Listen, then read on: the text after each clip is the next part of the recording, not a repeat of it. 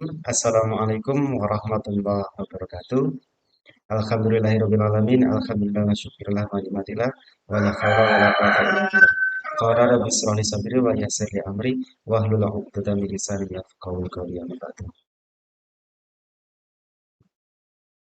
Segala puji bagi Allah yang telah melimpahkan segala nikmatnya, terutama nikmat iman, nikmat sehat, nikmat Islam kepada kita semua, sehingga pada pagi hari ini kita bisa berkumpul kembali bermuajalah dalam rangka thalabul ilmi di ruangan kelas MI Nurul Hidayah ini dalam keadaan sehat walafiat tanpa suatu kekurangan apapun. Tak lupa salawat dari dengan salam, marilah kita senantiasa sanjung dan agungkan kepada junjungan kita Nabi Agung Muhammad Sallallahu Alaihi Wasallam yang kita nanti-nantikan syafaatnya yang yaumil Amin. Bagaimana kabarnya anak-anak? Alhamdulillah sehat. Pak Agung juga Alhamdulillah pada pagi hari ini dalam keadaan sehat walafiat tanpa satu kekurangan apapun. Sudah berdoa belum tadi?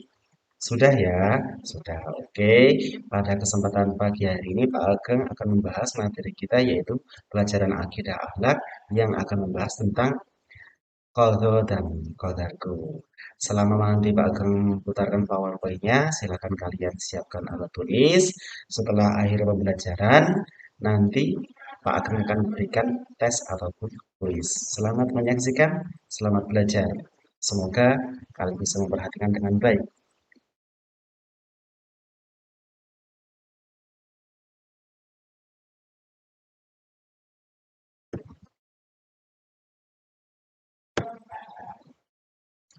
Yang pertama, qadha.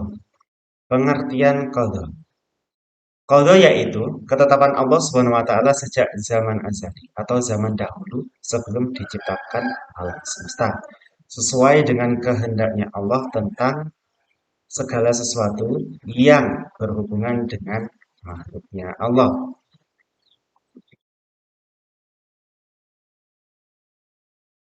Yang berikutnya, qadha menurut bahasa. Menurut bahasa, qadha artinya memiliki beberapa arti, yaitu hukum, ketetapan, perintah, dan kehendak.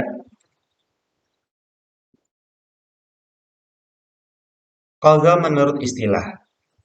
Qadha adalah iradahnya Allah pada zaman azali tentang segala sesuatu yang ada di bumi ini dengan segala keadaannya. Contohnya, apakah kita kelak akan menjadi orang alim atau berpengetahuan, itu adalah qadhanya Allah.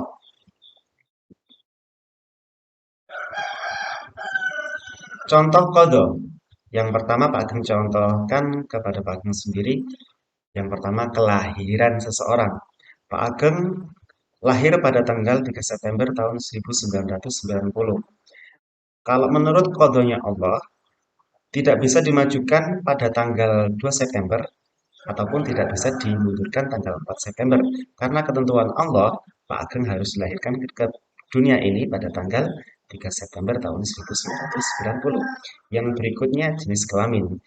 Qadhanya Allah ketika Pak Ageng masih berada di alam kandungan atau kita semua berada di alam kandungan, kita sudah diciptakan jenis kelaminnya. Jenis kelaminnya bisa laki-laki maupun perempuan, kita tidak bisa menolaknya. Oleh karena itu, kita harus bersyukur sesuai dengan qadhanya Allah, yaitu jika laki-laki ya tetap laki-laki, jika perempuan tetap perempuan. Itu tidak bisa dirubah. Barang siapa yang merubah jenis kelamin akan bertentangan dengan qadha Allah dan akan mendapatkan siksa yang sangat berat kelak di yaumil qiyamah. Yang berikutnya adalah penampilan fisik. Contoh penampilan fisik bisa berupa hidung yang pancung, hidung yang pesek, rambut keriting, rambut lurus, maupun kulit yang putih ataupun yang agak gelap. Itu contoh qadhanya Allah. Itu tidak bisa dirubah dan jangan sampai merubah. Nanti sama saja kita berbuat dosa. Yang berikutnya adalah kematian. Kematian adalah rahasianya Allah, sudah menjadi ketetapan Allah. Contoh Pak Ageng meninggal pada usia 80 tahun, ia meninggal pada usia 80 tahun tersebut tidak bisa dimajukan satu hari maupun tidak bisa diberikan satu hari pun. Yang berikutnya adalah pengertian qadar. Qadar yaitu perwujudan dari qada atau ketetapan Allah Subhanahu wa taala dalam qadar tertentu sesuai dengan kehendaknya.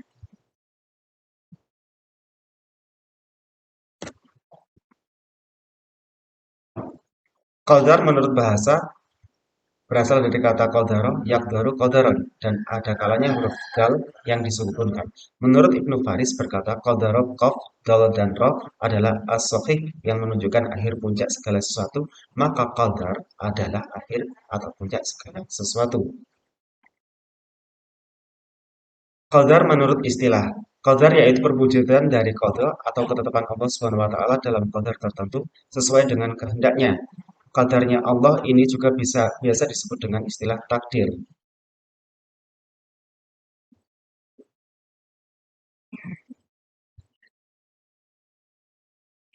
Contoh qadar. Seseorang yang kesulitan memahami pelajaran di sekolah berusaha belajar dengan giat agar memperoleh nilai yang bagus. Contohnya seperti ini. Ananda Dinar Fariha awalnya mengalami kesulitan dalam memahami pelajaran.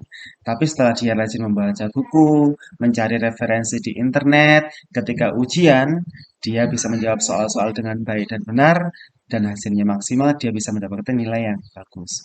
Yang kedua, orang yang mengidap penyakit berobat dan menjalani gaya hidup sehat agar sembuh. Contohnya orang yang sakit diabetes.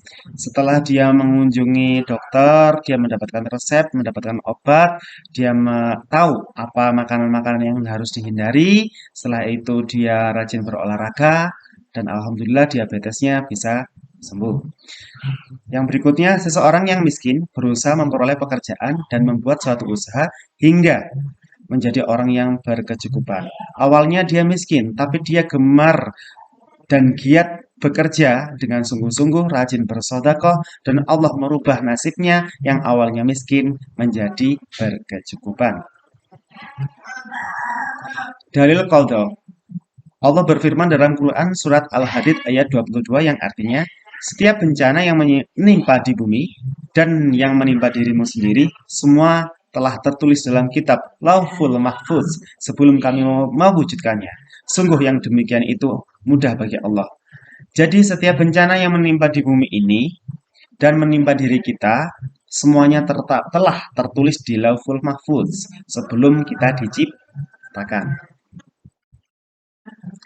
Dalil yang kedua, Quran surat Al-A'la ayat 3. Bismillahirrahmanirrahim. Walladzina qadara fahada.